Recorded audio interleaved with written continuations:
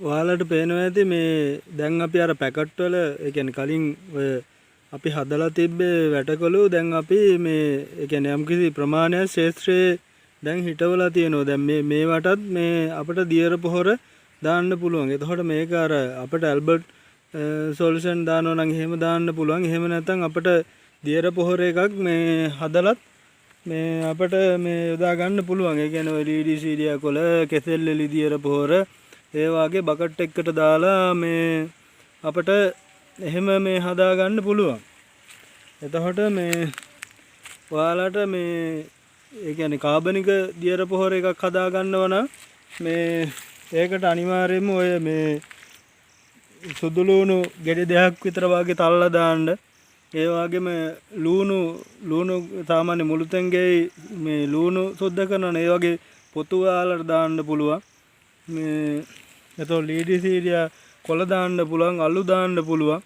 මේ එහෙම දාලා මේ ඔයාලට අවශ්‍ය දියර පොහොර එක ඔයාලටම හදා ගන්න පුළුවන්.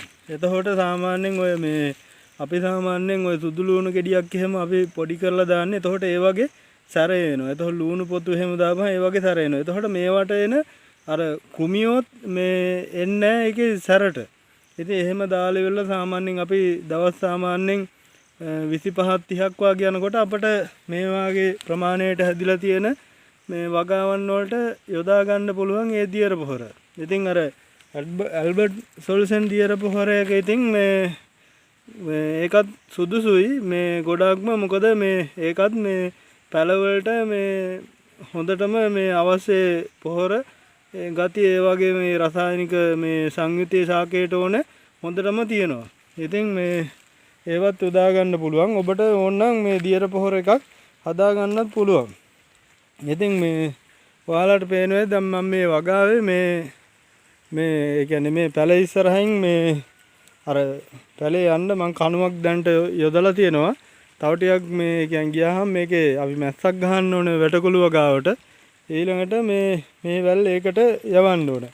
ඔයාලට මේ කියන්නේ පේනවා දැන් මේ සාමාන්‍ය මේ වැටකොළු වැල් තියෙනවනේ. මේවා සාමාන්‍යයෙන් මේ මෙන්න මේ කණුවේ සාමාන්‍ය මෙන්න මේ හරියට වාගේ එනකොට අපි මේ රතු කුඩු සහ යූරියා මේ එකට එක වාගේ කලවම් කරලා දානවා. රතු කුඩු සාමාන්‍ය ප්‍රතිශතයේ පොඩ්ඩක් වැඩි වුණාට කමන්නේ. මොකද මේ වැල උඩට ගිහින් ඉවරලා ඊළඟට සාමාන්‍යයෙන් ඒ කියන්නේ මේ වාගේ මට්ටමට එනකොට මේකේ පළඳාව හට ගන්න. ඒ කියන්නේ මල් හට ගන්න ආසන්න වෙනවා.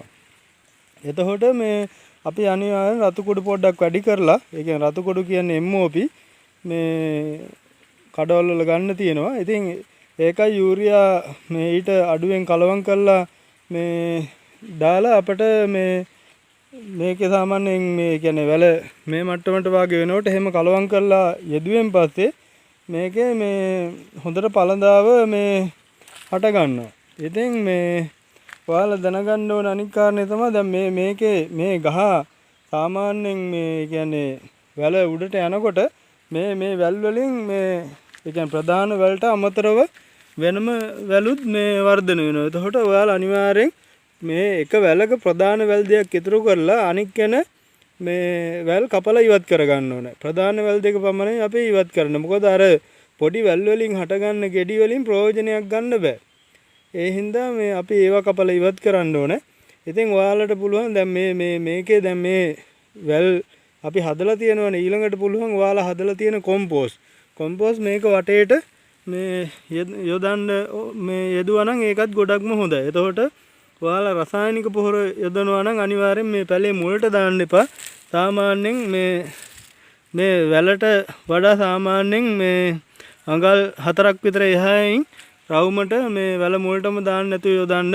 එතන කාබනික පොහොර යොදනවා නම් ඒක ගැල්ලුවන්නේ නැහැ. ඉතින් මේ සාමාන්‍යයෙන් ගෙඩි මේ හට ගන්න ආසන්න වෙනකොට අනිවාර්යෙන් වැටකොළු ඒ කියන්නේ කවර කියලා ඉල්ලපුවාම මේ ඒ කියන්නේ වැටකොළු වලට දාන කවර කියලා ඉල්ලපුවාම ඒ කට්ටිය මේ කඩවල් වලින් දෙනවා මේ ඒ වැටකොළු වලට හරියන්න කවර. ඒතකොට පතවල වගාවන්න පතවල වලට දාන්න අවශ්‍ය කවර මේ කට්ටිය ලබා දෙනවා.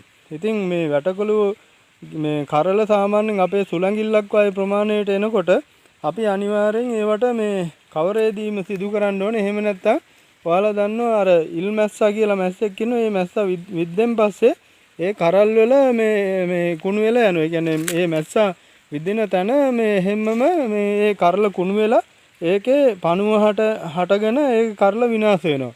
ඊළඟට මේ ඒ කියන්නේ ඒ කරලෙන් අපිට ගන්න දෙයක් නැති වෙනවා. ඒ හින්දා මේකේ අනිවාර්යයෙන්ම කරල් හැදෙන කාලට ඔයාලා අනිවාර්යයෙන් වගාවට ඇවිල්ලා වගාව හොඳට නිරීක්ෂණය කරලා ඒ කරල් හට අරන් තියෙන ඒවා. ඒ කියන්නේ චූටිම කාලෙත් දාන්නත් එපා.